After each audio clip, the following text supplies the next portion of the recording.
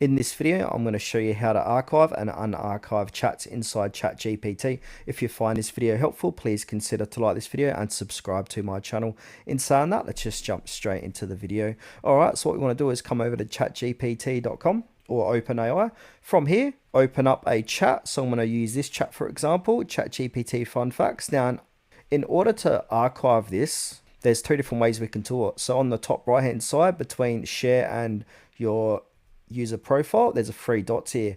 We can click on archive here. On the left hand side, we can go ahead and click on the three dots inside chats and click on archive. So do whichever, but in order to do this, you need to make sure to log into your account. So I'm just going to go ahead and archive this chat.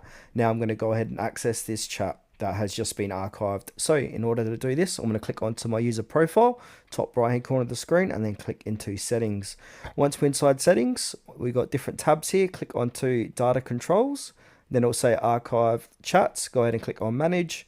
Then it'll say should show you a list of all of your archive chats. So I'm going to go ahead and unarchive this by clicking on unarchive conversation. And now that's going to be popped back into my chats here on the far left hand side.